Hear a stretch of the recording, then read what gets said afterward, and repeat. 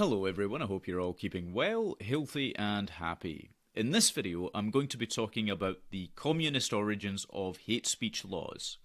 Now to understand this we have to go back to the United Nations. The primary push you see for international hate speech laws began in the United Nations.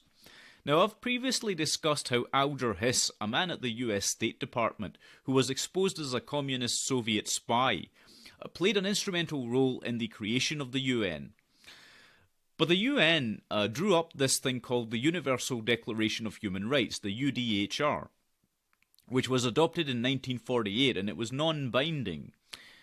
Now it did not include an explicit duty to prohibit hate speech, and instead Article 19 simply secured, to quote from it directly, freedom of opinion and expression. However, the drafting history shows that the issue of hate speech regulation and the restrictions on free speech were frequently discussed. In fact, the Soviet Union, which was of course communist at that time, continuously proposed various amendments aimed at prohibiting expressions of what they called intolerance. The drafting of Article 7 started in the Subcommission on the Prevention of Discrimination and the Protection of Minorities.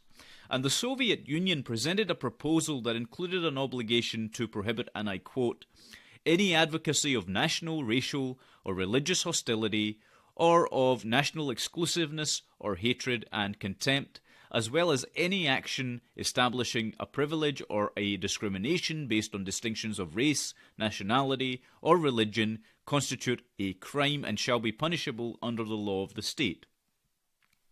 Now, the Soviet efforts to restrict Article 19 were rejected in the Third Committee. But despite this, the Soviet delegation continued the fight for limiting freedom of expression in the working group of the Human Rights Commission. The Soviet delegate held a speech in which he declared that without a prohibition against hate speech, any declaration would be useless. So this is the beginnings of hate speech legislation. Now, although they didn't get their way with the Universal Declaration of Human Rights, they did manage to succeed with the International Covenant on Civil and Political Rights. This is the ICCPR. Now, the thing about the ICCPR is that it is a legally binding human rights convention, which is currently ratified by some 167 states. The ICCPR was adopted in 1966 and includes a right to freedom of expression in Article 19, but also an obligation to prohibit hate speech in Article 20, subsection 2. I'm going to quote from this directly. Any advocacy of national, racial, or religious hatred that constitutes incitement to discrimination, hostility, or violence shall be prohibited by law. So we can see here that in this legislation, the beginnings of de facto blasphemy laws were being put in place, since it does not allow any ridicule or critique of religious ideologies, amongst other things. And since any such critique can be deemed, again, subjectively, as I've spoken about before many times, to be hate speech, it means that anyone can be silenced and censored. And we can see, of course, that in the implementation of this legislation, that it is applied unevenly in many countries, since many countries have adopted hate speech legislation based on this. And it's plain to see that it's perfectly acceptable, for example, to criticize Christian doctrine, but not Islamic doctrine or any other type of supremacist doctrine, whatever it may be. Now, this is an extremely sinister, malevolent and evil move to curtail free speech and to exempt certain groups and create certain political protected classes. And I would describe this as a never-ending game of oppression Olympics. And this is what's given rise to the current scenario and situation that we're seeing worldwide geopolitically. This drive to push for hate speech laws and de facto blasphemy laws stems from the United Nations itself and, of course, the other bit of legislation that was drafted, which was the ICCPR, this legally binding convention. And so hopefully this informs you of exactly why a lot of this is happening in the current time. And the origins do go back decades before most of us were even born, in fact.